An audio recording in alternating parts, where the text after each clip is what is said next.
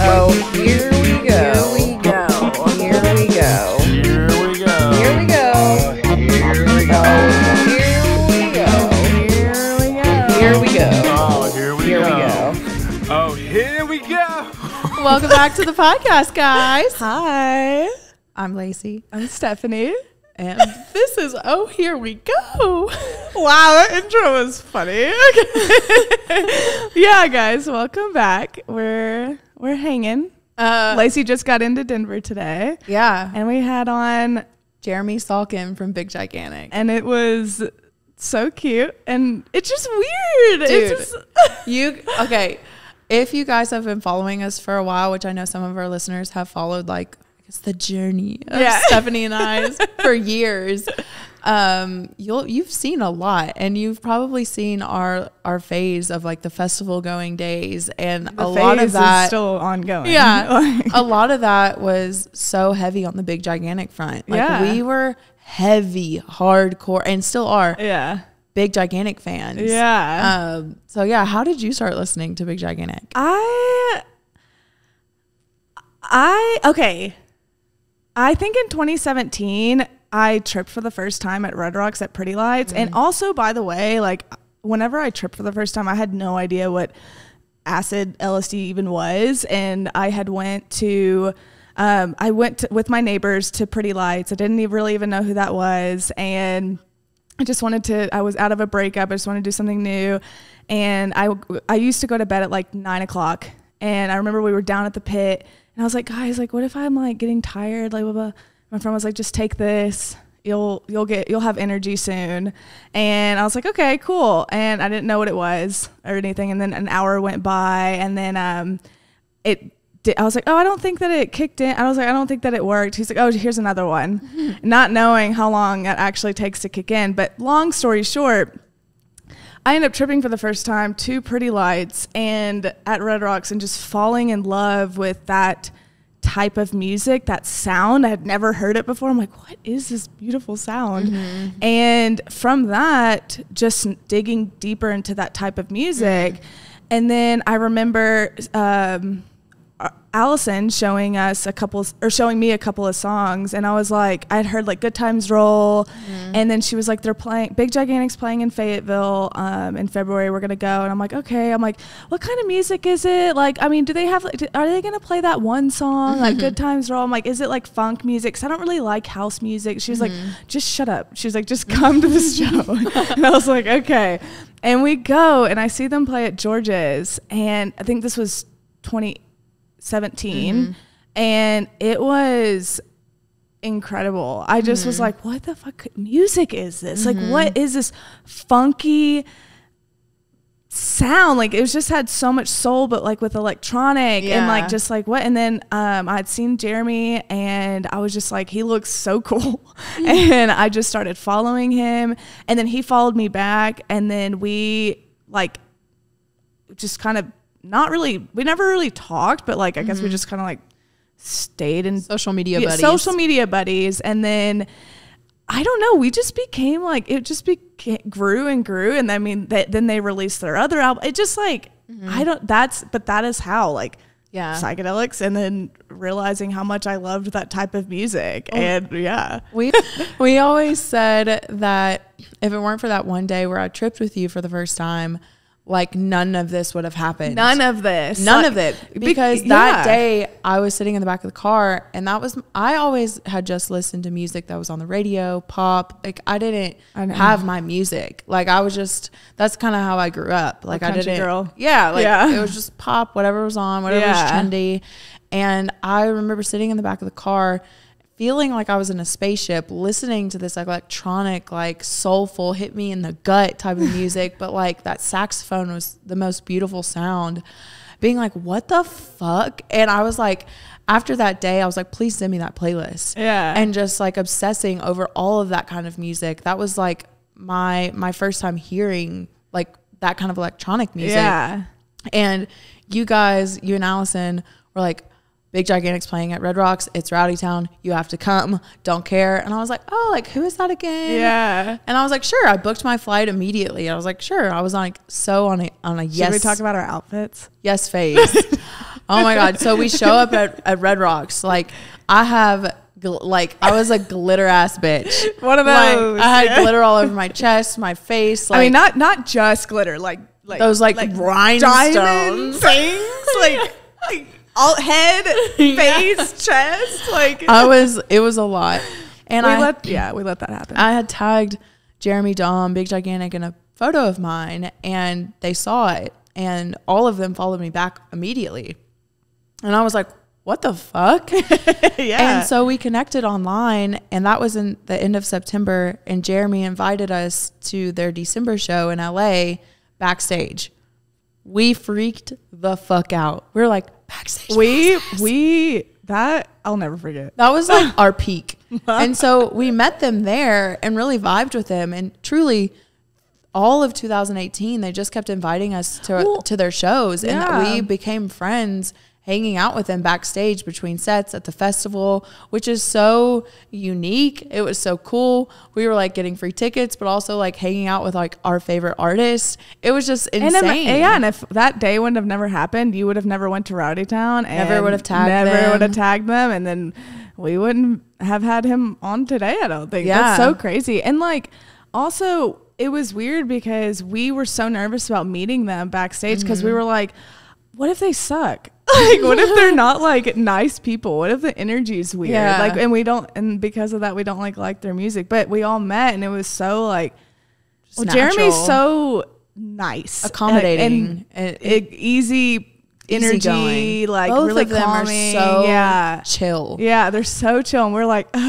yeah. But yeah, so I mean, that's how we met and how we like grew this friendship, which I'm so thankful for. Yeah, now we get to like hang out with them and like get dinner with them, be their friends. Yeah, like we're gonna it's like eat normal. with them later, and I just like, eat with Jeremy, and I don't know. It's the best case scenario of like fans turn friends. Yeah, and yeah, I'm really thankful for psychedelics in this moment because that's really what I mean. Like I said in the last episodes, like that has changed. It's the reason we've became such, like the reason we're closer, the reason we've had this podcast, the reason for essentially everything that like my personality, my fashion, like right, how I see things, my friendships, like it's like crazy. The ego deaths. Like I used to be such a brat, and then after tripping, I just was like, ew. And it's a constant growth thing. It wasn't just one time. It's like constant growth. So it's just, yeah. I mean, I don't even remember the question anymore. But, but having him on is huge for us because back in 2017, if like we said later, like if someone would have been like, hey, in 4 years from now, you're both going to have a podcast and Jeremy's going to be on it, we would have probably just thrown it. Like, just like, what? Like we would create like merch for them. Yeah. Like we created these socks that have these faces and hearts on them, like prayer candles with their faces on it. I made a scrapbook.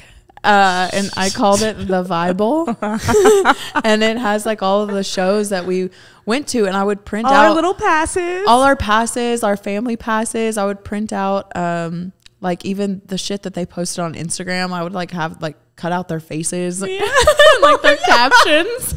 Oh my God, I forgot. Yeah, I mean, I did post pictures and of it. 2018 was like so monumental. Like I really fell in love with their Brighter Future album. Like All of Me is my favorite song, will always be my favorite song. That will be played at my funeral, my wedding. Like that truly is like my anthem. Like everybody right now, go to Spotify, go like All of Me, Big Gigantic, Feet, Logic, and Roses. Like I know the deal. Yeah. And like truly, like I listen to that when I'm tripping still. I'm like, fuck, that is my motherfucking anthem. It just, every time we're playing, it's just that music has done so much for us. Like, and we've all connected and grown through them. Like, it's just crazy how... Oh my God, we did used to say that. We said Big Gigantic brings people together. Yeah. We used to say that. Do you remember that? I remember saying that a lot, but I don't remember like it being like this, like... Well, just like we would meet people that also were like Big Gigantic fans. Yeah. And you'd be like, you get it. Yeah, you get it. And then I remember at Okeechobee, like, that's how Brandon and I like first connected. Our first conversation was about Big Gigantic. There's so many people that when they say that they like them, I'm like, then we're on the same wavelength.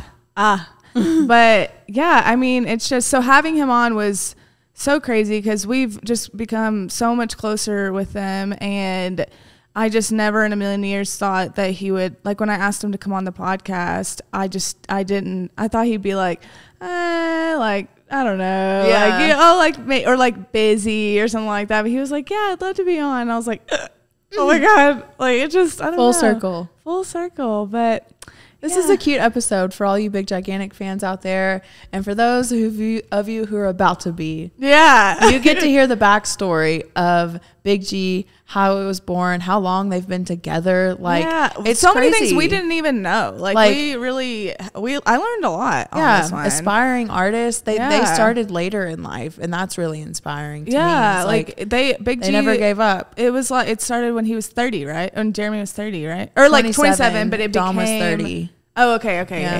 Yeah. So it's like, you know, if you're a young artist out there and you want something to listen to that's motivating, this is for you too. Yeah. You know? Or just anybody. Because I'm 24 and I'm like, my God, what am I about to... Well, yeah, that's crazy. Like, imagine if we look back like 10 years from now, we're like, remember when you...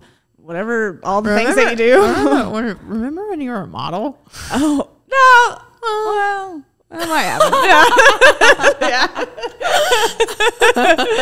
But yeah, this is a cute little episode, you guys. So our first musician on the pod. Yeah. So, you know, let's hop into it. Without further ado, here we go. Bye.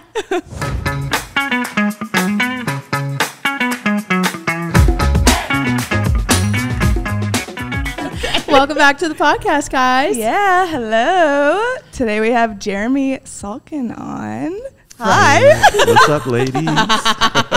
This is like, we weren't even like, we've been so chill about this one. We've been so chill, which is so surprising to our 2017 selves. Yeah, we were legit fangirls. We're homies. Yeah, we're homies. And yeah, 2017, we would have been like, freaking out. But today we're like, this is our friend coming on. Yeah. And for those of you that don't know, Jeremy's in Big Gigantic. And yeah, tell us about yourself a little bit. Introduce yourself. Yeah, introduce yourself. Hi, my name's Jeremy. I'm a Pisces. Cute. I can't remember what my rising sign and my other signs are, but I play drums in Big Gigantic, and if you don't know about us, we're like a polka band from Colorado. I'm just kidding. I play the accordion. Shut up. Yeah. A polka accordion band from Colorado. From Colorado, yeah. That's the native music here. Oh my God. But I'm from Virginia originally. Okay. I moved out here in 2002. I moved to Breckenridge to be like a snowboard bum. Oh. And I did that for a season. I worked at Breckenridge, like at the mountain in the parking department. Okay. Whoa. Yeah. I got like I lived in employee housing. We got like minimum wage and free passes, which is like what it's all about. What? And yeah, I used to just do parking stuff. Like I'd either be working in a parking booth, like taking tickets for people that came in and, you know, paid to park, or there was this big parking lot where the gondola is now, and we would park like 1,000 cars in there. Like people would come in and we'd like flag them down.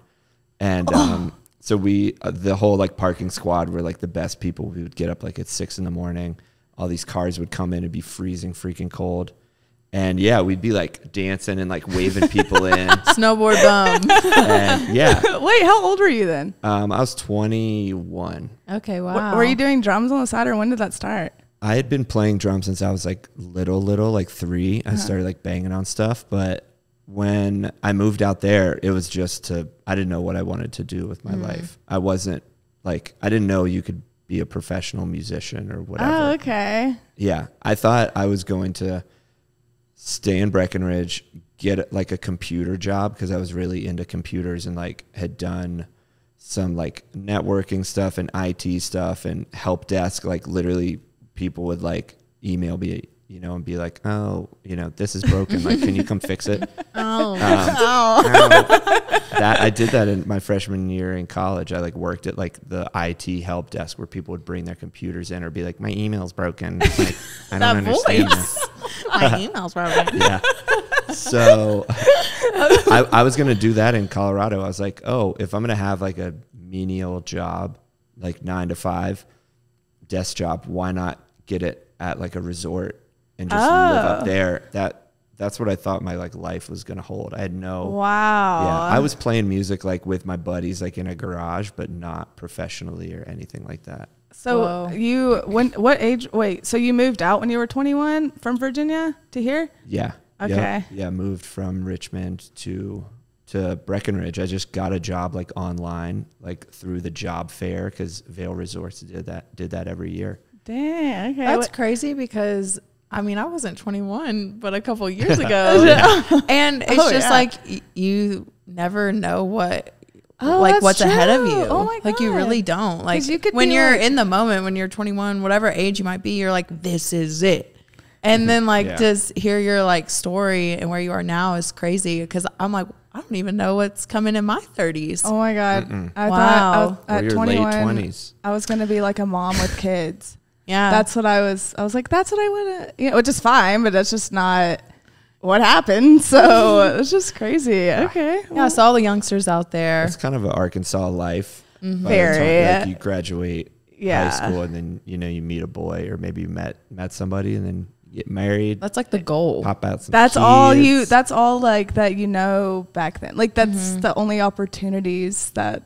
Right. That is the goal, which I've thought about this recently. It's like, why have we been like programmed to believe that like finding the one in marriage is like the goal of life? Religion, right? And so I'm like, there's so much more to life than just like that. Well, I guess in Arkansas, there's not that many like crazy opportunities for that. Like, it's just not as many like job they're just like, there's job opportunities, but they're not like you can't still have like a family and do them, Yeah, so like you have to like get out to like really experience life. But that's like, it's not till the last like 100 and something years that people kind of did stuff outside of just work and make enough money to that's true, to pay for your life with a wife and kids. But even in the 30s or whatever, people were like living at home with their parents.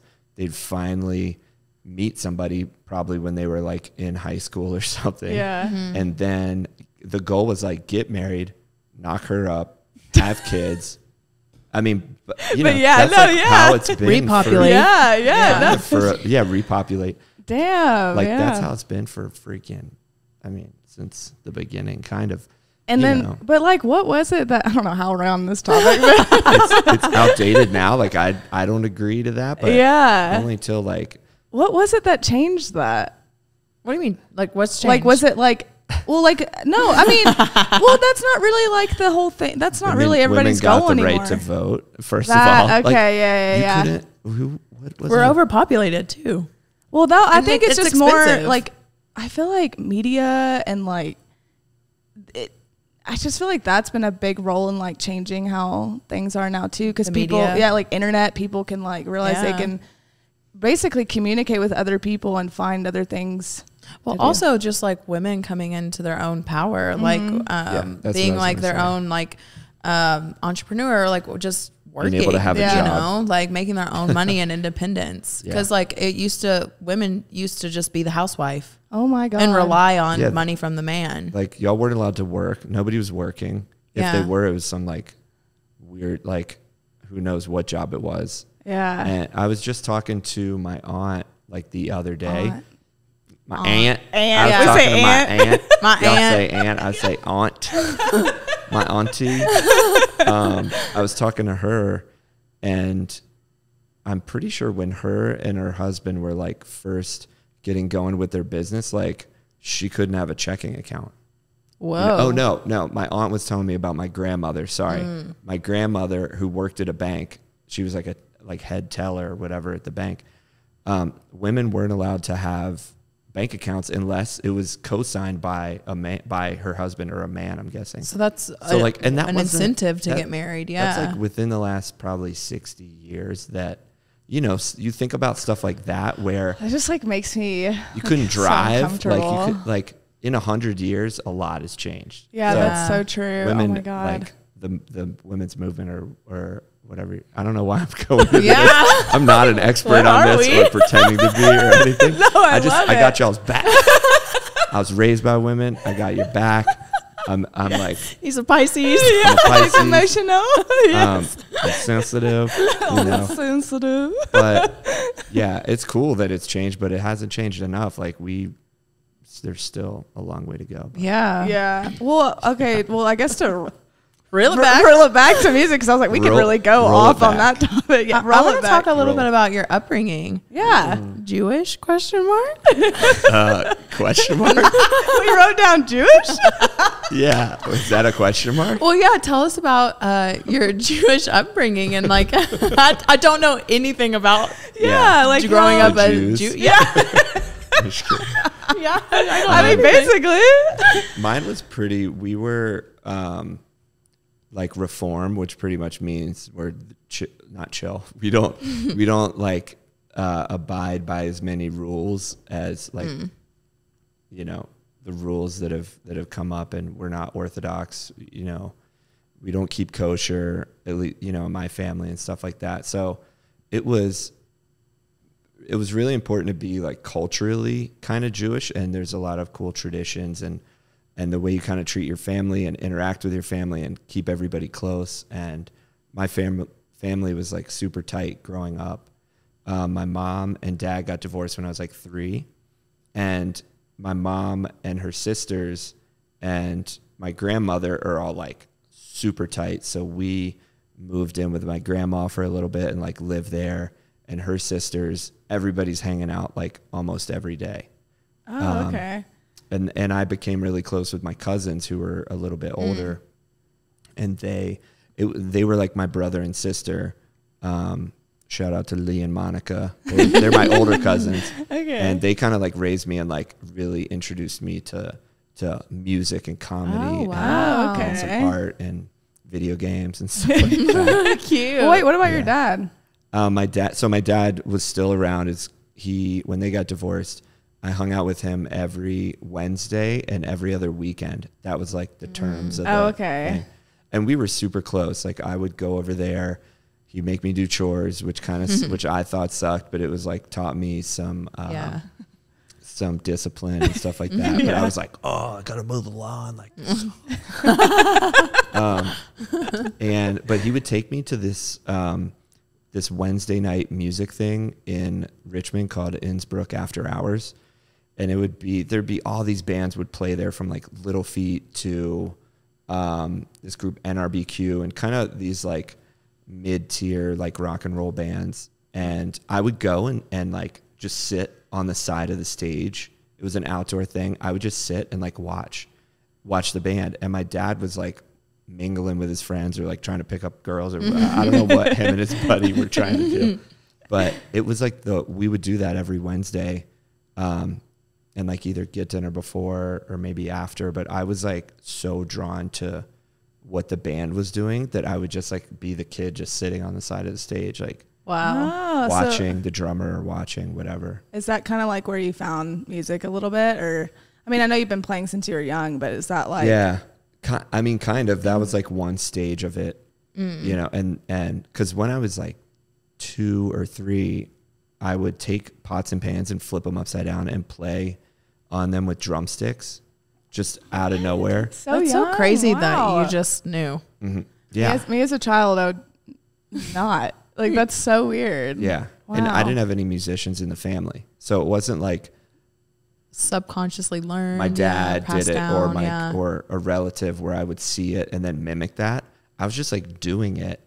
And then I became obsessed with MTV was really big. So I would watch videos and then see drummers or whatever. And then started like mimicking like Bruce Springsteen and like stuff on videos. And there are these like hilarious like home videos of me kind of like digging into that.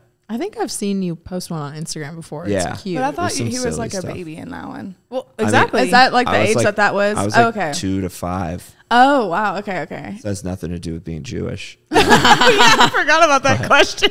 We were pretty like, Judaism wasn't, it was like a part of us, a part of our family, but it wasn't. We went to temple on the high holy days, which are, there's like a few a year. So Okay. it's not like we were going to temple every weekend. Like some people okay. go every Friday night, every Saturday morning, no matter what. Wow. Okay. And we're like kind of, Like I was always lax. curious of the level, I guess, you were on. yeah. there's a lot of levels. There's Yeah. tons of and everybody, you know, you could talk to 10 different people and they would all have different experiences probably. Were your parents like really supportive whenever you said that you wanted to do drums or be a drummer or be in a band or anything? They were, yeah. My grandfather was the first one to like support playing music. He got me like a Muppet Babies drum set, and then Oh my God. like Cute. I would outgrow that, and he would get me like some new, thing, and so that kind of continued till he passed away when I was 10, and then I just kind of kept playing. I played in middle school, and then had like garage band type stuff in high school. Yeah, in when did you middle get school. your first drum kit? Like a real drum kit? I was probably 12. Okay. Like around like 12 or 13. And that's when I had other friends that were into music. So we would they would come over and we would play like Green Day songs and there it Nirvana is. and stuff like that. So as a teenager, you guys never had the thought of, we're going to be in bands. Yeah, like could you not No, like we did. Okay. But, like you That- didn't think that it could be like a career? career? Well, yes and no, because you would see people on TV and be like, oh wow, like they're rock stars. They're like, I just thought bands were like huge. I didn't know people, would play at like bars every single night for $50 or $100 Oh, or okay. whatever. I didn't know that is also a career. I just saw like Bruce Springsteen and Hall & Massive, Oates yeah. and all these like things that I saw on MTV. Okay. And then I would see people at these other shows like in Innsbruck and just assumed that they were like in some wildly successful Oh, okay. band and okay. didn't realize there's like so much crazy drama that goes on. Yeah, I guess that's how I felt like with photography. I didn't think that you could be. I didn't think it could pay well. I didn't think it. I just That's like, true. oh, people just do this for fun Yeah. and get paid sometimes. Do you remember your first like band name? Oh my God. Kind of. So I can't remember if me and these homies where we played Green Day, if we had a band in middle school. I don't think we did, but at some point, we started this band called Sedition that was like, What does that mean? it's like, I don't know, like sadistic behavior. So it's like kind of like, seducing. So Sedition. maybe, I don't even, honestly, I would have to look it up to see. Just can't picture this. That could, You come into sedition practice? Yeah. Word. but at the same time, we were super into, there was a big scene in Virginia in the 90s that was like the like punk rock hardcore scene, and everybody was like almost like anarchist. I think that's Anarchists? Yeah, there's a The lot of like anarchists, the yeah. kind of anarchy vibe, like anti-establishment, Yeah. corporation. So a lot of the stuff that we were like into was like fuck the police, Yeah, fuck the corporations, system. fuck the systems. Yeah, Yeah, okay. because a lot of that stuff we saw people the teenage angst. yeah, Yeah. mad teenage angst, and I feel like Sedition might have something to do with. There might be something like that. So We'll put it in the again, video. Like I was like actually, 14. Yeah, didn't name the band. Well, are you self-taught or did you do like? Yeah, I was self-taught till I was like 12, and then I got in jazz band in middle school Oh wow. for drums, and so then I was taking like lessons outside of jazz band for like a few years. Okay. But that was it. Then it was just me kind of just geeking out, and I would put on headphones and just play along to the Beatles or Dave Matthews. I was like a huge Dave Matthews fan. growing Okay. up. And that's how I learned how to play a lot of different styles of music, was through that. Wow. Did you go to college for music or no? Or No, I didn't. okay. I ended up going to VCU in Virginia, in Richmond, for like 2 years. Couldn't figure out what I wanted to do. Was doing computer related stuff. And And then that's when you moved out here. that's when I was like, took a sabbatical from college and was like, oh, I'll like come back to it at some point. And Okay. then moved out here. Oh, so then when did you meet Dom? Yeah. How did this all come together? Yeah, which if those of you that don't know, Dom is the saxophone player and producer and the whole other chunk of Big Gigantic. Yeah. And there's two guys Huge in it because chunk. a lot of people when I mention Big Gigantic, they think there's like Just either one? one person or Or a a bunch of lot of people. people. Yeah, Yeah. and I always have to clarify. But also, like, would you consider Big Gigantic a band or Are you a group? or like what? Artist? What is it? I don't know. What are we? Yeah, no, what do you mean? The boys? Like, what do you classify that as?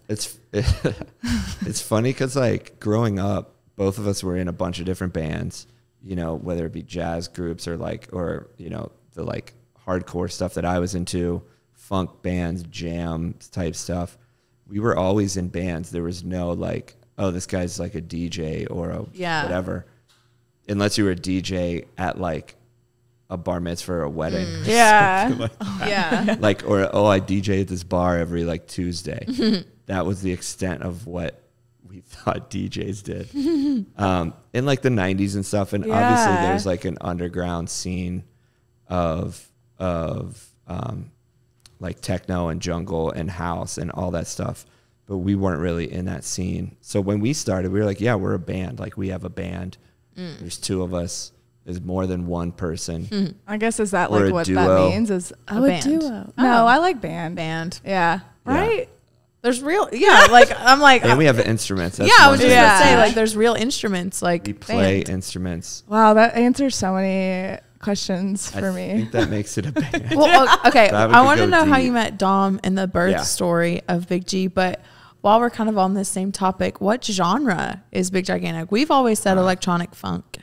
Yeah. Okay. Futuristic funk. Yeah, that's probably the like electronic funk thing kind of is where we settle the most. But in the beginning, we were playing like a ton of hip hop. So it was more kind of like electronic hip hop vibe. And then we would play drum and bass. We'd play like jungle. So we kind of just put ourselves in this larger electronic blanket of music. So Okay. there's just a lot of different Each styles. album is pretty different. Yeah. Yeah. Yeah, and it's not But it's still on the same blanket. it's Yeah. it's electronic music. Yeah. But it's not like when you're kind of in a rock band, you think of like Led Zeppelin or you think of whatever.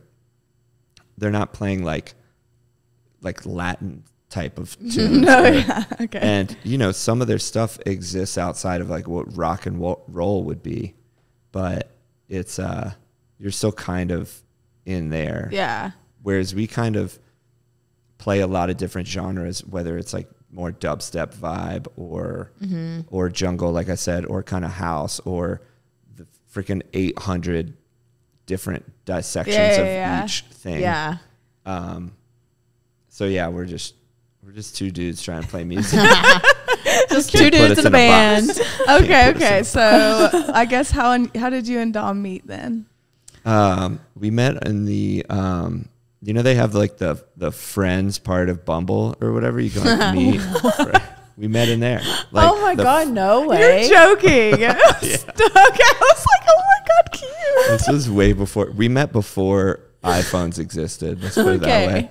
I was like, what? I was like, Bumble's I was been like, around off that air. long? What the fuck? Okay. This dude looks cool. Yeah. I didn't know there was a friends part. Anyway. I don't know. Okay. Isn't there a friends part of I one think of those on apps? Raya. Okay. So I think Then it must be all- that Yeah. It must have been the Must Raya have been app. Raya. Okay. Anyways. I let my subscription, expire, so I don't know. I don't know about that shit. I don't know So- Good about for it. you. we met through the motet. Oh, okay. Because Dom played saxophone in the motet, who's a local, like Colorado funk, Afro-Cuban, just badass band. All the guys in the motet are insane musicians. I think they all like went to school for it. I'm pretty sure.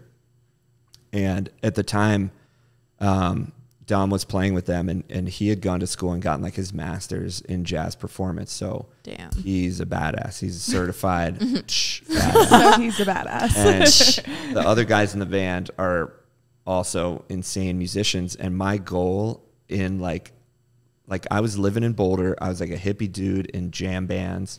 Kind of knew the Motet guys through the scene, knew some of the string cheese guys. Like I knew some people kind of around town, but I was just playing in bar bands. Okay. And my goal was to play with like Dom and those guys. Like I wanted to be at that level of musicianship that they're at. And not that I wasn't at the time, but it's like, you know, I was 22 when I moved to Boulder and was just figuring shit out. I was just like a hippie kid.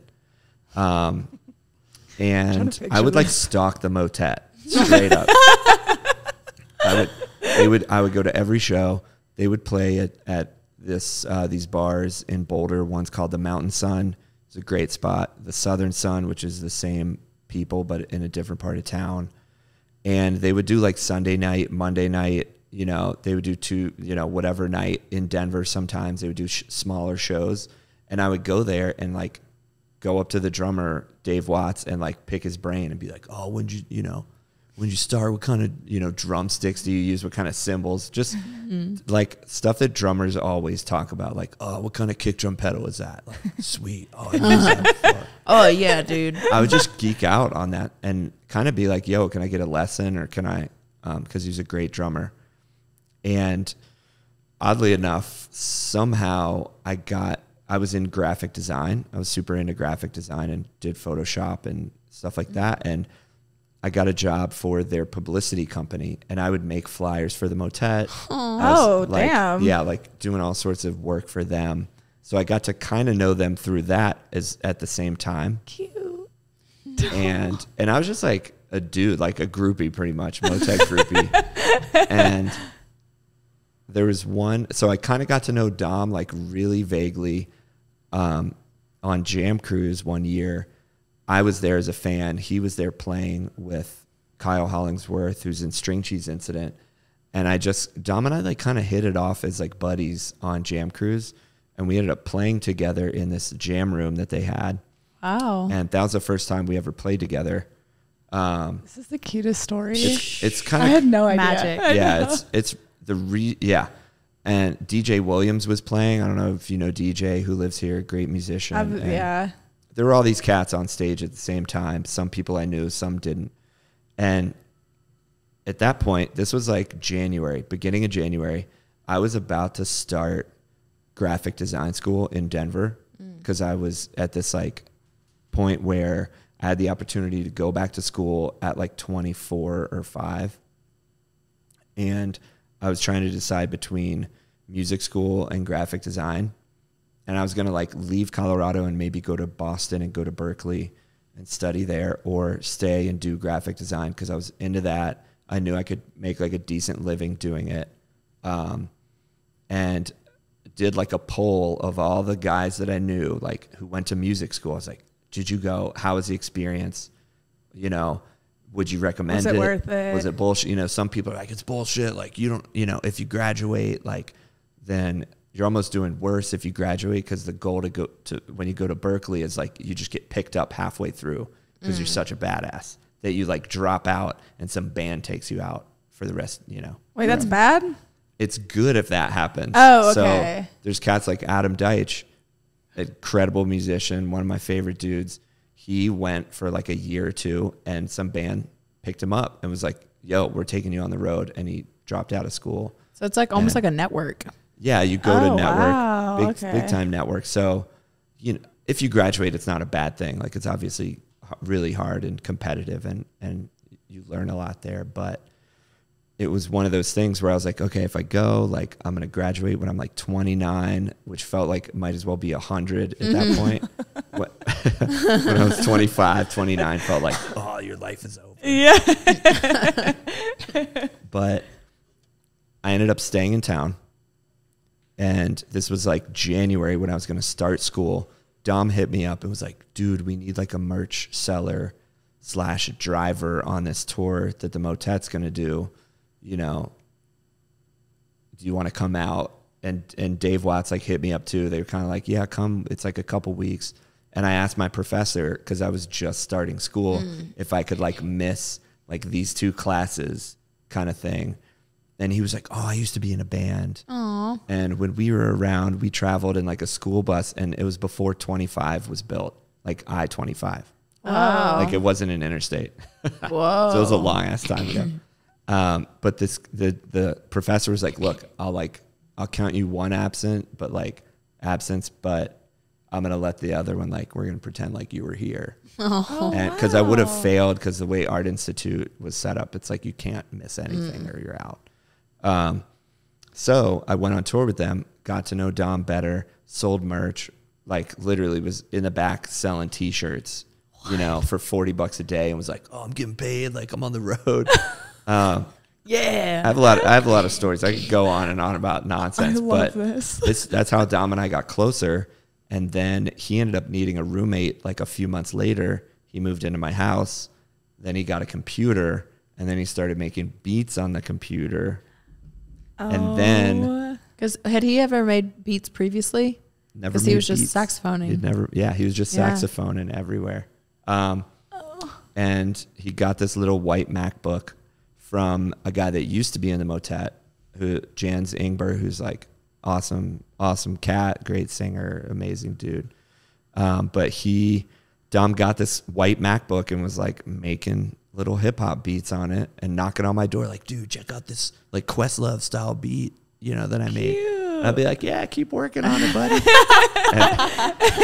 and you got it, buddy. And he like, yeah, I mean, pretty much. And he kept getting better and better and making more complicated stuff and better music. And, you know, his skills progressed just like it would on an instrument. He learned the producer side of things.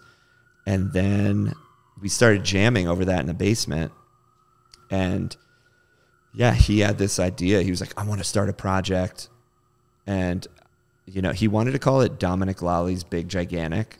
That was going to be like the name of the band. So he just always liked Big Gigantic. Where did that?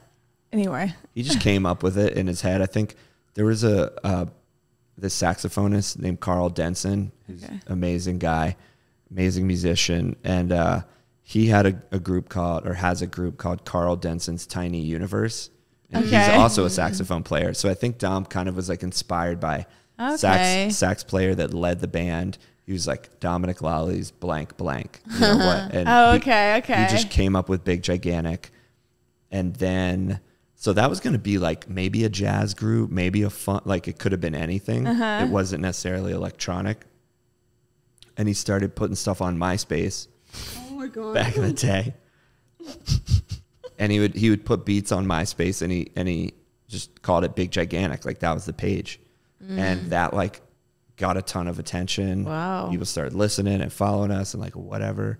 And then we started, you know, playing Was it just shows. beats at first, or was drums and sax always in it, or was it just? Oh no, he would make a beat and then play sax over it, and then live I would play drums to kind of like give it more life, and he would solo and kind of do these things to make the music have a little bit more of an organic feel and like ebb and flow. Yeah. More than if you just listen to a track being played. Yeah.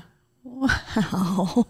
I had no idea. Wow. Me neither. You guys would have loved it back in the day. It was so like raw, and all these shows we were playing were in places that are like the size of your apartment, and they would just be packed full of people. And wow. we had never heard anything like what we were doing. Like we were doing some shit that we were so inspired by and kind of took to another level.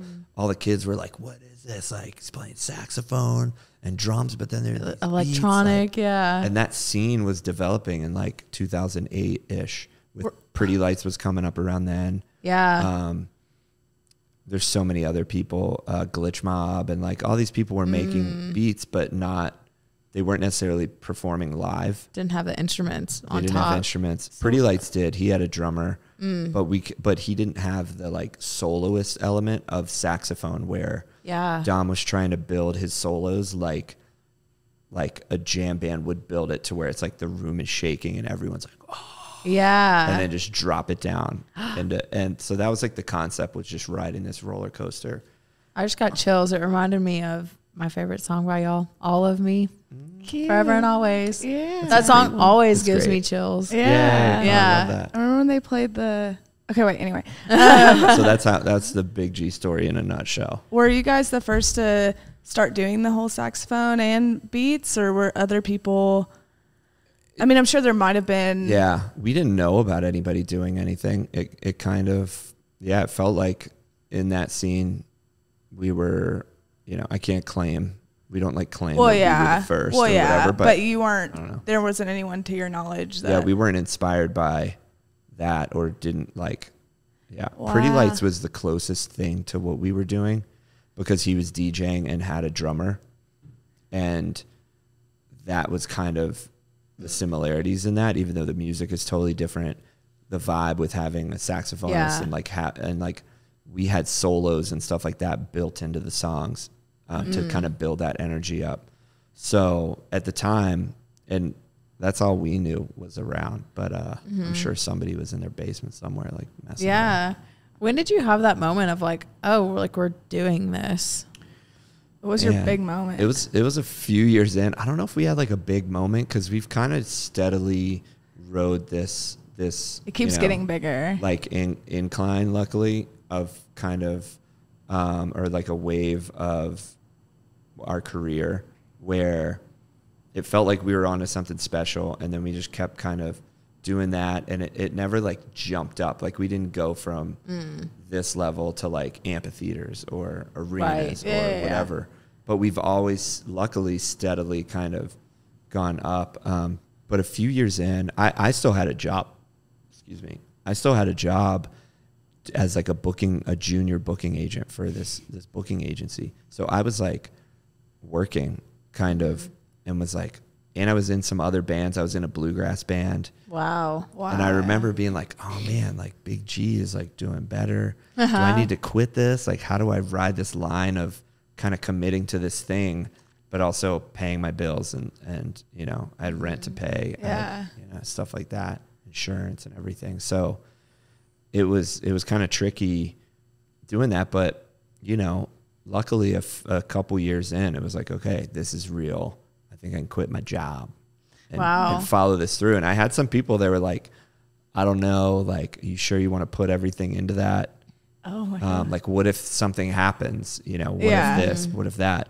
And I was like, I guess I'll just figure it out From when there. you get to that point. Yeah. And that's kind of how we've been doing it. Well, the have whole you time.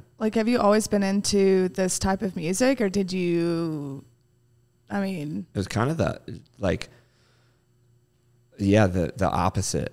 Neither of us were really like into that kind of music originally. We were really into some electronic-ish stuff, like Radiohead kind of bordered on that vibe. But it wasn't like we listened to all these DJs and we were like, yo, let's, it wasn't like that. It was kind of inspired by music that we listened to growing up, whether it be like Herbie Hancock or like jazz stuff. John's really, into John Coltrane and kind of taking influences from everywhere. okay. To write songs. Yeah.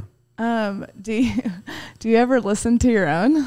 Like, if it comes on, do you like? You're like, I usually can't. try to change. I usually like change it, but that's kind of like common. Like, I'll listen to it. That's what I was wondering. Yeah. If it's on at a restaurant, like Dominic. I mean, I know you're not gonna like cover your ears, No. but Stop. No, I'll like listen to it if it comes up in a random kind of situation. Like if I'm in an Uber and like it comes on, which has happened, it'll be like I'll listen to it. But if it doesn't like pop up in my shuffle. yeah, okay, like that's kind of what I meant, like in Yeah. your car or something. Yeah. Okay. I mean, I will if it's new and I need to learn it. If Dom's like just sends me tracks, like new shit, or if the album, you like want to hear it in the car to hear how it sounds in the car. Yeah. But yeah, it's not like I'm gonna put on some Big G, man. Just vibe Shout out to out. my own shit. Yeah. What was your first surreal moment? Like like you said, playing at a restaurant or in the car, like that would be so surreal to me. Like I made that. Like hearing it somewhere. Yeah, like what was your whatever. first like, damn, I'm so proud of myself moment? I'm trying to think because neither of us are like fully, we don't get too lost in that kind of thing, but it is like cool stuff that's happened. I think Maybe the first like Rowdy Town or something. well, I mean, yeah, totally. Like when we make those like accomplishments or those kind of levels at a show, definitely Rowdy Town was like you're teary eyed and you're just like, I can't believe this is happening. This is, you know, it's like a dream that we've had for so long and built up, and you know, but as far as like hearing it, the song or something randomly, I don't know. Like I think one of the first like commercials where something popped up were like, What was the first commercial? I remember it on McDonald's, right? Yeah. there was a McDonald's one. I remember hearing that and I was like, what the fuck? Like, Yeah. Good times roll. Yeah. Was it Good Times? Yeah. Get On Up got a ton. That one's not on any album, but that got a lot of like airplay in commercials. It popped Wow. up. We were in Savannah, Georgia, like for a show, but we were hanging out with our friends like during the day, walking around town, and I remember Apple was about to do their like, you know, reveal of the new MacBook or whatever the hell was happening. And I was like, I got to be back at the house, you know, by 3 p.m. to watch this because it's like the new MacBook, you know. Yeah. I was just like a geek. And Dom was like, yeah, we should go. Like, it's going to be cool. So it was me and Dom and our manager, Ben Baruch, and Ben's like buddy, who's a good friend of ours, this guy, Daniel. And I remember we got back in time, you know, for the unveiling, and we put it on his like TV, like we're watching it, you know, like this is the new MacBook. And Ben's like, I think he was on the phone with like one of our publicists or somebody in the background. And then all of a sudden we're like watching it and they're like, new MacBook.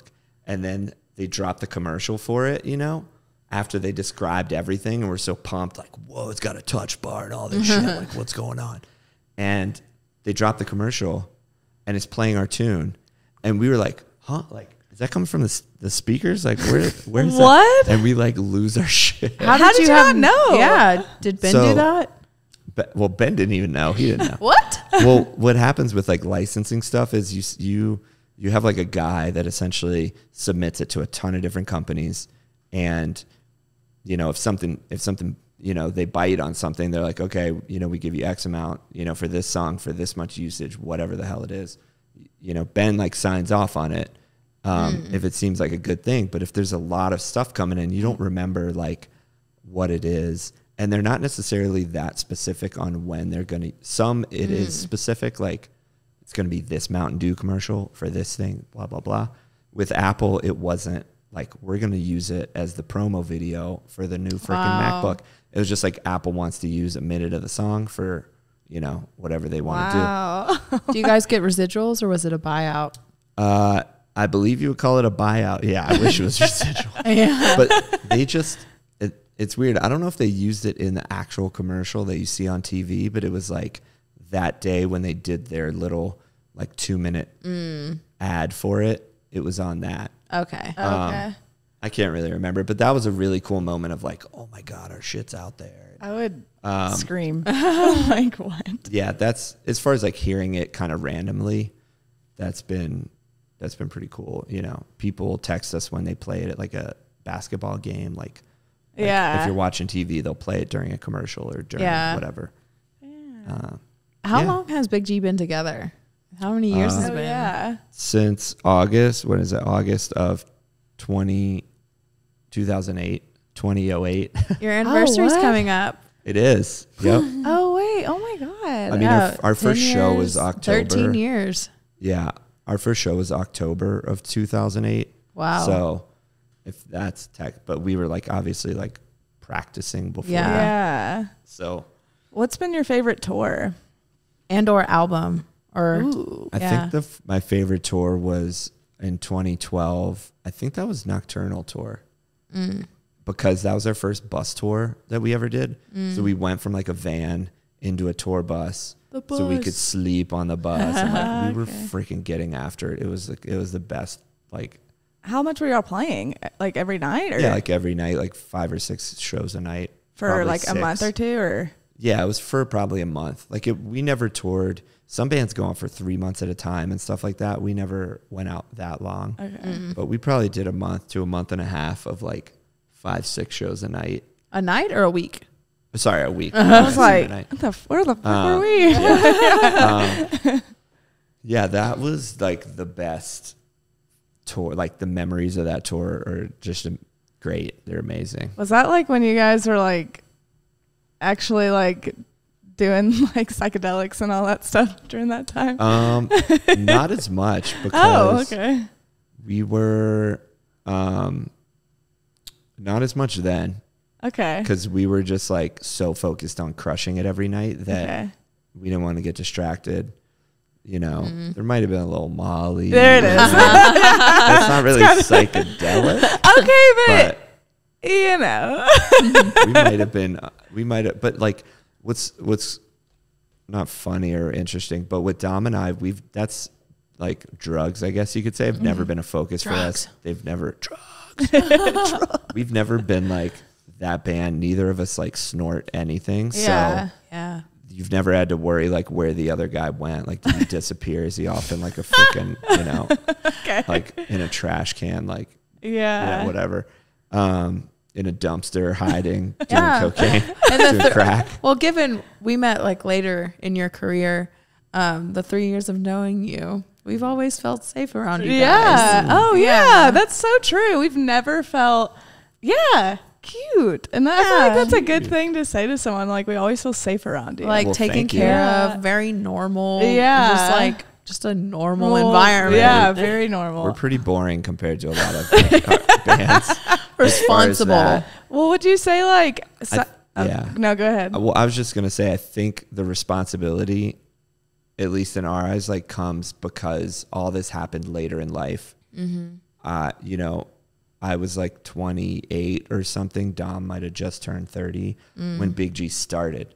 So like, you know, so you're already as young as like you are, Lacey, whatever it, like Big G didn't even start until I was 27 actually. Yeah. So everything before that was great. I was living an amazing life. Like, it was super fun. I was working at Domino's and selling weed and doing, you know, being a hippie kid. You've done a lot of jobs. You've mentioned so many jobs that you've done. I forgot about the Domino's era. I've caught a tidbit of this before. A snowboard bum, IT guy, graphic designer, selling T-shirts, Domino's. Domino's in 3 different states.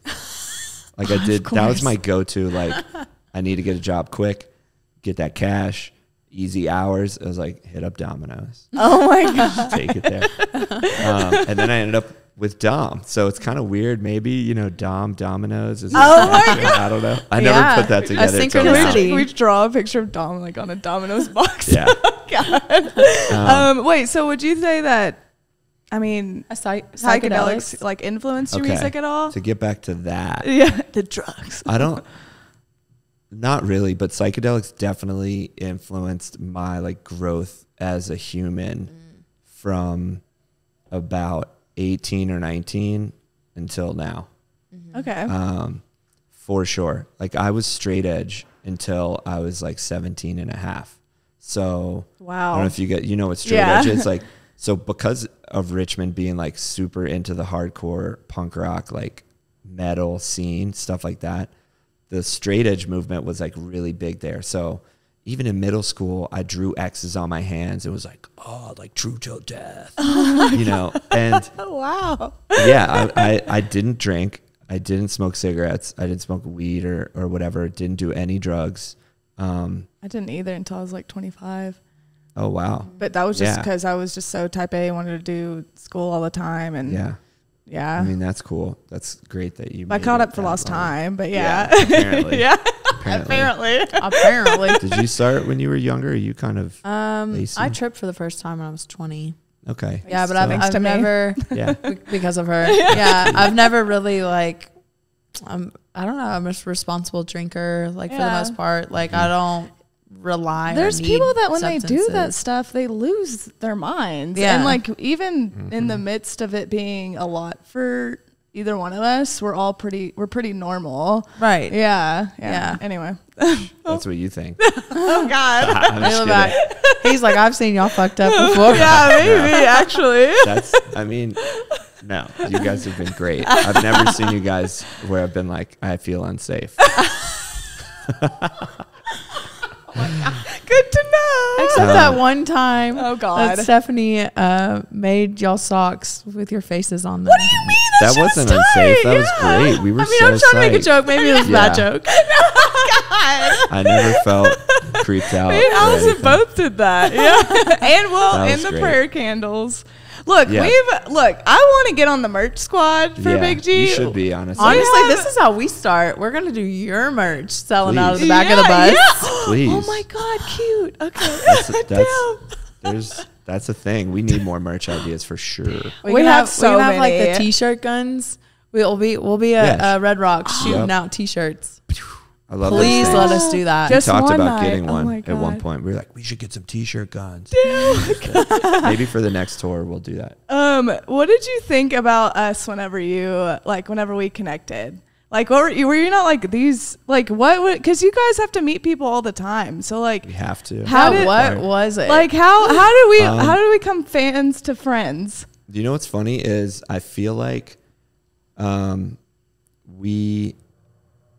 saw you guys, I think Lacey, I saw you post something like, or tag us in something, and I was like reached out to you, and I feel like it was after Red Rocks, right? It Yeah. was your December show in LA. Y'all were coming through. No, I had met Yeah. you I had met you on your tour in February when you guys were at George's. I just saw you guys for the first time. Okay. But And we I didn't meet followed there. you. Yeah. Yeah. And then Rowdy Town happened later. Yep. And You then brought Lacey. Lacey and Allison, and that's when we were kind of all together for the first time. Well, no, we connected online, and then right that was before in the show, right? No, that was in September, and then we didn't get to meet because I passed out after the show. I wasn't 21 either, and so you were like, "Oh, we're like playing a show in LA," and you gave us like backstage passes, and we were like freaking out. Oh my God. We were like, yeah, that's when we all first met. Yeah. Yeah. I remember that. Yeah, we met that night. Yeah. Okay, yeah. But I feel like leading up to that, I saw you had tagged us in some stuff, and then kind of saw you guys like, you were blowing our spot up, like not on the personal side, but you guys were tagging us and stuff, and just being all like, day, every day. yeah, and just being like honestly Consistent. being cute and sweet about it, and it wasn't like Creepy. It wasn't creepy. It wasn't anything. It was like, and I remember telling Dom, being like, dude, these girls like seem cool. They seem down to earth, and they like are super into our group. Yeah. And not in our group, our fans. Gotcha. And I was kind of like, we should like, they have followings and stuff. We should definitely see if they want to like come, and we'll give them tickets and just post about us more. I don't know. It's like This is a PR move. Yeah. straight PR move. But if we would have been weird, No. then it would have been like, Not the I vibe. feel Not like the it was vibe. like beneficial for everybody. 'Cause, yeah. at first it's like, cool. They seem cool. Like, why not? Like, you guys were already posting about what we were doing. I was like, well, we should give them tickets. Like, and we met you guys, and I was like, oh wow, these chicks are super down to earth. It didn't feel weird. It wasn't creepy. And I was like, cool. They feel like friends, like fans. And yeah, it just kind of continued from that. And you guys We were just like, followed you guys everywhere. well, that's what I was going to say. You guys were popping up everywhere. Yeah, Yeah. literally everywhere. Well, it was like you were like, "Hey, we're playing here, free tickets." Well, yeah, We're like, and of course we would plan our year around I y'all's shows, think like- 2018 we saw so many of your shows, I remember like everywhere. Nashville, Okeechobee, I saw you in San Francisco. I remember that. That was a fun Colorado, night. LA, Yeah, anywhere that Random. they were. Yeah, There was a lot random of places. randomness. Yeah. But also what was nice is that you were so accommodating to us. Like even like in outside of Big G settings, like you would always make sure that we felt like we were taken care of. Yeah, we were taken care of. And I was just, and we were always like, Jeremy's such a good person. I mean, Dom, you are too, but like we really like only You were like our plug. Yeah, like you were like for sure. only, yeah, like you always took care of us. Oh, that's so. sweet. Well, you Yeah. guys were awesome. You guys were awesome. Oh, I was yeah, like, and, like they're great Universal. people. Oh, cute. Yeah, I refer to you guys. I don't know if you do now. What? Well, I feel like you guys are closer now because she like lives here, but Uncle Jeremy or Papa Dom and Uncle Jeremy. I'm That's always right. like him and his girlfriend Vanessa, mom and dad. Yeah, we've gone from uncles to mom and dad. There's mom and dad, and then another uncle, Dom. Yeah, I don't know how we're all related. Okay, well, as far as like shows and everything, do you guys have like a bad experience? Bad experience at a show. Yeah, like what's like what's a like a bad tour, like bad show, bad fan experience or something? I'm Is there any trying of to that? think of. I don't know. We were remembering the positive stuff. You know, I don't. There's nothing that jumps out like, oh, that was horrific. Yeah. We've had shows where we've almost missed it because of like a flight. And Okay. There's been drama like that. Our first time we played in New York, there was maybe 7 people there, and this was in Brooklyn, and we played, and we had been doing so good in all of our shows. Like everything was either selling out or coming close, and there was all this hype, and we're like, we're going to New York City, like it's gonna pop off. This guy had given us like a good offer to play there, so we were like, we weren't losing money going there, which was sometimes the case in other situations. And then we were like, fuck yeah, like New York's gonna be dope. And we literally go and we play the show, and there was like 7 to 10 people there. And we were like, damn, like maybe New York just isn't our town. Like maybe, you know, you can't be successful everywhere. We were like, at least we got Fayetteville, Arkansas. Because at that time we had like go down to George's and like sell it out. You know, all these kids would come out. That's so funny. And then we go to New York, and it's like not even a half a dozen people. Has New York grown? Because y'all have done Rowdy Town there. Or No, a we version. only do Yeah. like 12 people there now. Wait, what? No, it got better. Okay. So, like, but what? this was like a moment when we were like, oh, well, you know, you can't win them all kind of thing. Yeah. And Okay. And yeah, that broke our heart for a second, but we were determined to. Yeah. Was that in the kinda very keep beginning? Yeah, I feel like that was 2009 at some point. So, Okay. but it was just a funny moment of like, okay, we're not. It was like, kind of like a reality check and Oh. an ego check of like, all right, you guys aren't, you know, invincible, or you guys aren't that hot as shit. Damn. Like, chill out. Not that we went in like, yo, we're gonna sell this bitch out. It's gonna be crazy. We were just like had a lot of really good kind of like good runs and good luck, or whatever you want to call it, good momentum. Okay. And we went there, and it was like, wah, wah. Can you tell us about and define Rowdy Town? Because we've mentioned it, and I don't know if anybody knows what Rowdy Town is. Oh, yeah. Because Rowdy like Town? Rowdy Town is you play at Red Rocks, but y'all made that name up, right? And it's your weekend. So like, describe to us what Rowdy Town is, what you guys do for it every year. Yeah. You go above and beyond each year, whatever. And like what that means to an artist to play at Red Rocks. Yeah. Well, Rowdy Town How did it start? is our annual Red Rock shows now, because we get to do 2 of them. But we had gotten to a point, you know, in our career as like growing in Colorado, that we were like, holy shit, I think it's time to play Red Rocks, you know, next year, because you book it like a year out. And we were like, oh, we got to call it something. We got to make it an event. We can't just do a show, whatever. We wanted to make it this thing that everybody would like travel to, and just have an entire kind of ecosystem around that. And we were coming up with names. Like, there's so many names that got tossed around, and even Do you remember like any of them? Big Fest was one of them. Which The Big Fest. like, Are you going to Big Fest this year? dude, totally gone to Big Fest. So, but at the time, you know, we always said, like, if we were if we were going out that night, like we were in Boulder or in wherever, and we were like at a show, and if we were going to go to the after party, do whatever, we'd be like, yo, you're going to take it to Rowdy Town tonight? Like, are we going to get after it tonight? Are we going to rage? Are we going to, or if you had like a late night, you were up till freaking sunrise, you're like, oh, we took it to Rowdy Town last night. So Cute. we were using Rowdy Town, like our crew, kind of our manager, us, our friends. Oh, I love that. We were using it as a daily, that was just in our vocabulary, our vernacular.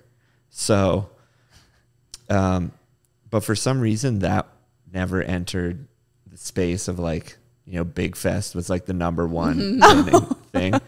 And at some point I remember, this guy KP, who used to work with Ben, shout out KP's China. Cute. He was sitting like in Ben's office, and I feel like Ben and I might have been video chatting, like conferencing each other. And KP in the background was like, why don't y'all take it to Rowdy Town? And we were like, oh my God, like Rowdy Town. That's what we like as a name. Like, why don't you guys just take it to Rowdy Town? Because we literally were always taking it to Rowdy Town. Every time we would say something, it could be just going to get lunch. We're going to take it to Rowdy Town. And it made so much sense. And that we were like, oh shit, is that it? I think that might be it. Wow. And even that, we were like, well, does our name need to be in the festival? Does that help with like recognition, with whatever? And it stuck. And then we got to play Red Rocks for the first time, which was like the greatest moment of our career. You can just quit after that point and die happy, essentially.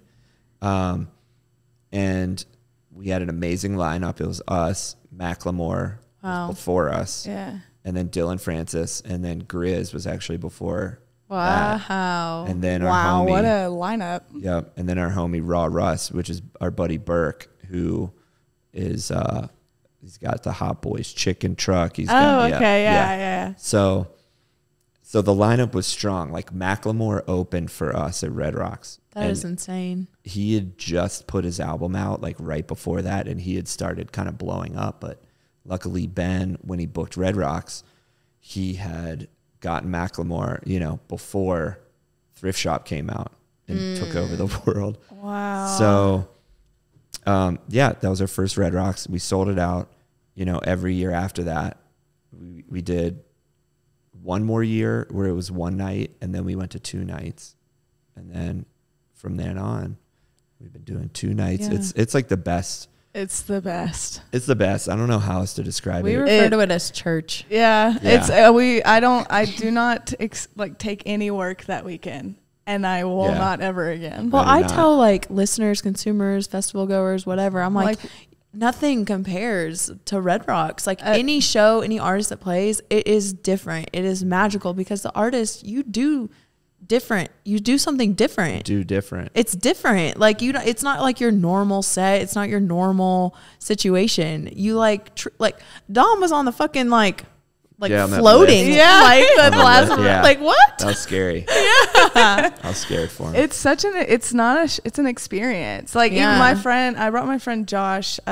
He'd only heard y'all's music in the car, and I brought him to the 2018 Rowdy Town, and he was just always like, okay, like I'll go, like it's a new experience, whatever. And then y'all came out, and he was just like, I turned and looked whenever you played the Macklemore mix song, and I looked at his eyes, and he was like, and he has never been that the same. song can He get said- it. Yeah, he said he'll hear it sometimes, and he'll just you guys like be that song? Yeah. It hits Nice. me in my gut. It hits Really? me in my gut, yeah. Like, That's and then good to hear, because we played it so much that we're kind of like, I think it's time to retire it. no, or, like, that's how you whatever. started.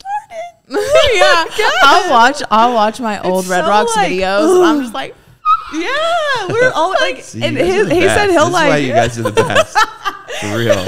Josh said that he'll be driving in the car and he'll hear a Big G song out of nowhere and he'll be like, dude, it'll like take him back. actually, Flashback. yeah. my first day tripping, my first time ever tripping, I was in the back of the car, and one of y'all were playing Big G, and I was just like, what is this? Like, it truly, you guys were my introduction. The Brighter Future album was my introduction to electronic music. So anything That's great. like after that, like I've never never really vibed with house. No, I can't. We tried. And I think it's like y'all have so much like soul and like those instruments. It really just like I love hits that. me, like makes my gut like. It's in the gut. It's Yeah. like, we're always Why like, well, we like knew that you guys were the best. You guys were seriously the best. we're the big fans. Yeah, we'll We're like the look at each girls. other and like in the car, we'll be like, It's like you have to make that like nasty face. Yeah, there's a nasty face involved. okay, we Definitely a got nasty like face. we got a few more questions before we wrap it up. But Okay. you know, you and Dom have been friends for Yeah. 13 years now, or At least. 15 Yeah. more at least. Yeah. Do you guys ever argue? Yeah, it's like any relationship, friendship, whatever. I remember I asked you this one time at Oki. I was like, do y'all ever argue? And what do you do to fix it? And you said, time. I've never forgotten that. Yeah. Yeah. I mean, you know, time is great. A great way to heals all the wounds. Cute. Yeah, we've gotten in silly stuff over the years, and we, you know, always get through it and Yeah. try to communicate, you know, each other's needs. And Cute. Okay. but we've never, like, some bands go to therapy and stuff. Oh, like- wow. Yeah, just like you would in a relationship, or you would, you know, some businesses like Friendship go to therapy. therapy. Wow, I'm not above it. I was like, I could see us going to that one. I mean, it's good to have, you know, a mediator, but we never did anything like that. Like, we haven't done that. We've kind Yeah. of gotten through it on our own accord. And but yeah, you know, stuff happens like off and on. But Do you have any advice for people that have been friends for that long? man, I don't know, because I have a lot of friendships that I've been friends with for longer than that, or that long. But I mean, like, this is someone that you're But it like, gets like intense. You know, you have The a work lot on the stress. line. Yeah. There's work stress, money stress. You know, yeah, and well, because you don't crew. just do drums for Big Gigantic. You wear a lot of hats with Big G, right? yeah. I kind of run a lot of our business, or a lot of it runs kind of through my hands, I guess. Before it goes to our accountant or whatever. So Oh, I thought you were the accountant. no, I'm kind of the like first level bookkeeper, if Okay. you will. I'm the financial advisor to the band. I guess. Okay. But then we have an accountant, and then like an accounting, like, you know, people that do our taxes.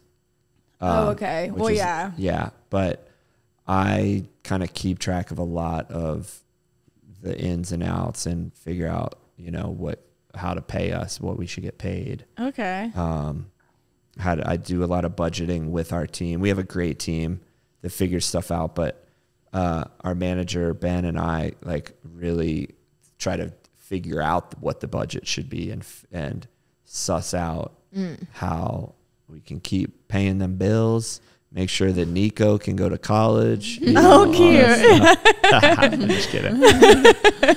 Well, I guess, okay, I kind of want to switch it over to dating.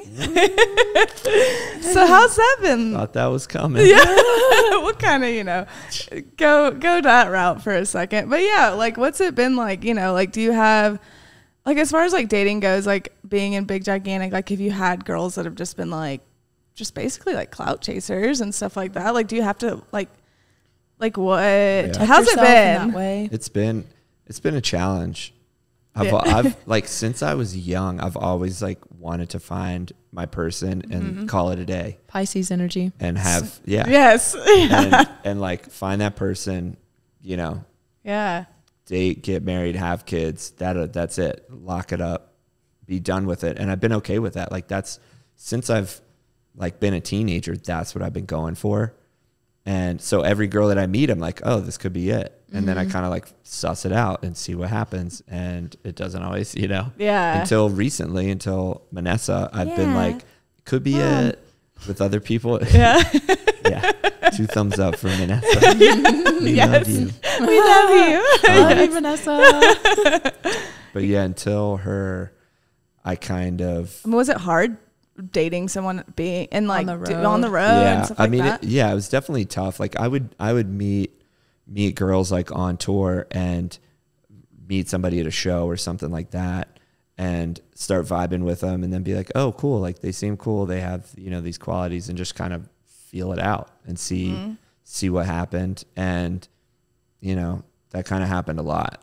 Okay. It happened. It was tough, you know, Yeah. figuring out who the person I never was knew gonna if be. like being on the road so much or like traveling so much made it like just that much harder, or maybe even easier since you get to meet so many other people. Like, I think it's both, because like I would mostly date people outside of Colorado. why is And that? Just because I would meet someone on the road and then be like, oh, cool, this person's cool. I would like fly him to a couple different, you know, different shows. And Damn. and- Bring him on for the Sugar Daddy. yeah. I mean, you know, it's like, No, no. because we did the life that we were living at the time. There was no like, can I take you out on a date in town? You know, Oh yeah. usually it wasn't as my life before Big Gigantic, I would like meet somebody, you know, you'd like have a couple dates here and there and get to know them and like see what happens. Like it would grow from there. You both live in the same city. It's way easier to do that. But when you're on the road, I'm on tour for, you know, a month or two, and I meet somebody, you know, continuing that whole thing, I'd be like, oh, like we're going to be a few hours away. Like come drive out. Like we can hang that, you know, that day, that night, whatever, or we have a day off. I would kind of try to fit in like time to spend with them to get to know that person while talking on the phone every day. Yeah. And, you know, a lot of times, most of the times, I guess it would like crash and burn. I or feel it just, like or it just didn't work out. Or Yeah. I would be super into them and they kind of didn't want to do long distance or did want to date somebody in a band. you're the musician that girls would, that in their heads, I want to date a musician, and it would work out in this If area. it were you. Yes. If they're Well, me the same. or a Pisces. Maybe women need to go after like Pisces musicians. Yeah, because like I felt for reputation or musicians I'm- don't have the best reputation No. when it comes to No. dating. Well, then Not at that's all. another thing. Like I would meet somebody and they'd be like, oh, like this is how you're going to be, you know? And I'm like, okay, cool. So you already have this judgment, and I'm not going in like, this girl's going to be like this. Like I don't have any preconceived notion of anybody. And I feel like that's kind of rare because, you know, Well, do you feel like most musicians are a certain way when it comes to dating, or are you just like different? I think it's, you can't really put, I always felt bad because people would put that judgment on me like right away. You'd be like, you're in an electronic group. Like you guys, like this must happen all the time. You're just going to like do this and then forget about me or ignore me or whatever. I'm like, this hasn't even happened yet. Like you're getting ahead of yourself. Yeah. And just like, you know, I could just as easily be like, well, you just want to hang out with a musician, and then you just want to go tell your friends about it or whatever. But Yeah, I didn't even think about it like that. I tried not to put those like notions in my head. I would just roll with it and be like, let me see who this person is as a person, see what happens, you know, whatever. But just as much as musicians can be shitheads, like lawyers, doctors, the freaking Chipotle, you know, guy, the DoorDash driver, the Uber driver. Yeah. I've always been a firm believer that anybody has the same opportunity to be shitty. I think But musicians, it like stands out even more because I feel like it's kind of it's great to fantasize about how they would be in a good way or bad way. Whereas like you're not going into Target and being like, oh, this person that works at Target, like they would never cheat on me. Like they work at Target. Yeah. And it's like, dude, everybody can be an Yeah. asshole. Everybody can be. That's kind of another thing I feel like with musicians too, is like on the other side of it, I'm like, you know, yeah, they could be that way towards most people, but like probably not the person that they want to, love. like they actually mean like want to be with. So there's True. always that too. And, so. you know, with artists, any artist, you're going to kind of get that like floaty a little bit. Like they're kind of, maybe they know what they want. And then some people are just like out there trying to get some ass or do whatever. Yeah. Like they just want to meet girls and hang out and hook up and not saying that there wasn't a point when I would be just like, oh, this girl's cute. We're vibing. Like, let's see where it goes. Yeah. Or know that like, okay, we don't have the connection. We're not getting married. Yeah. We're not going to date, but there's like, there's The vibe. a vibe here, which I listened to your podcast from last week with Shark Yeah. and like exploring sexuality and all that. And I kind of like could connect with some of it, and in ways of like, you know, trying to find love and trying to, as I kind of was on this journey, I would meet people that were into different kinds of situations.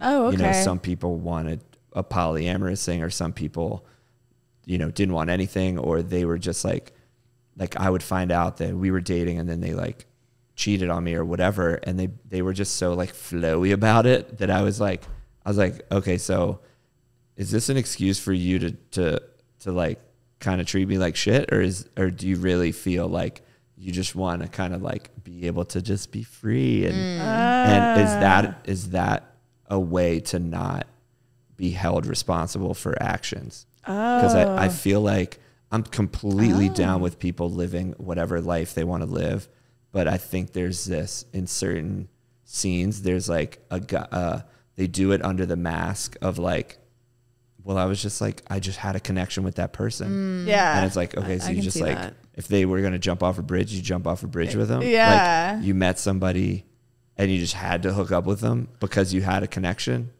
Yeah. I'm like, that's dude, true. I get connections all the damn time, but I like know how to like either put up a wall or be like, cool, like this is a friendship connection, or this is like, oh, I'm not willing to Well, I think let that kind of in. it's like, it's important, especially if you're like with someone or have like a primary partner, to define what like those boundaries are. Absolutely. Yeah. Because in your situation, for example, where you didn't know that you Yeah. were being cheated on, Yeah, you didn't know, so that boundary For sure. hadn't been set. for sure. You know, so that given I think that would be non-ethical. Yeah. Boundaries are huge. Yeah. And to be ethical or non-ethical that was I like that episode. That was dope. Oh, Yeah, damn. Okay. It's hard out there. it's hard out there. It's hard out there. I y'all. know. Well, And, you I'm know. glad that you found mom. Yeah, we did. She's great. We get along so freaking. I love her so much. Like we get Yeah. along so well, and we're just on the same page about pretty much everything. And we just sort of moving in the right direction together. And I've had so many relationships where it's just kind of been this like weird zigzag, and it's cool exploring all that and figuring out what you want. But Oh, yeah. All those are just getting you ready for the, that's what I said. yeah, like, right. I would try to learn the lesson and then Yeah. do Apply it. Yeah. this like manifestation kind of manifest what you want in your life. Yeah. Yeah. Yeah, dude. Damn. Yeah, dude. Well, I mean, Do we have our 3 questions? Yeah, this has been great, but we have 3 questions for Okay. you. Yeah, we know more about Jeremy now. Yeah, wow, Yeah. this was okay. Anyway, There's so much to this was unpack. good, and also there was so much more, but you know, season 2. Anyway, Yeah, we didn't even get into psychedelics.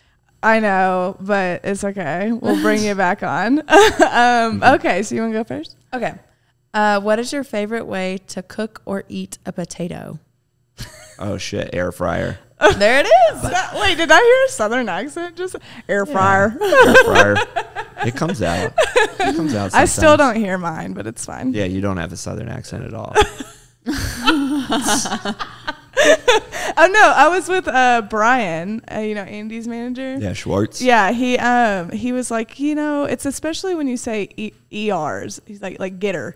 like get her. And Get I her was done. like, and I was like, oh, I do hear it. Planter. Planter. Planter. I don't. Yeah, it's Er. fun having an accent. It's I don't hear more it. fun Water. to have an accent. Water. Water. I don't Water. know. Anyway, okay. Next question. How do you say ORANGE? Orange? Orange. You say orange? Orange? It's Orange? kind of like a northeast Aunt? thing. Orange? Or- Aunt? Orange. Aunt? All right. What about? Yeah.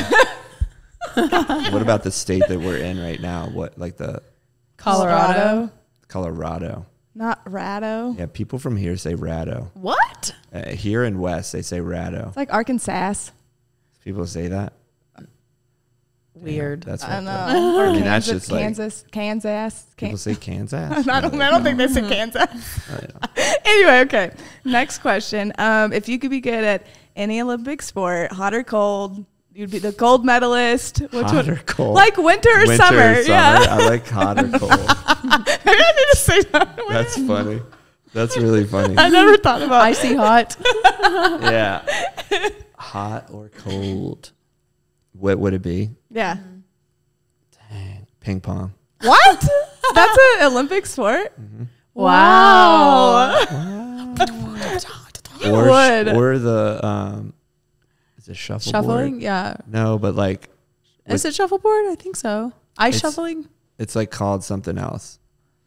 I can What's see it. called? I didn't You even- know what I'm talking about Yeah. with like where they're like Yeah. they got the broom going really quick. Oh, I know exactly what you're talking about. I don't know what it is. It's like shuffleboard, but the professional name. I feel like everybody says gymnastics. Curling. Curling. Curl, right? Oh, okay. Thank you, Curling. Michael.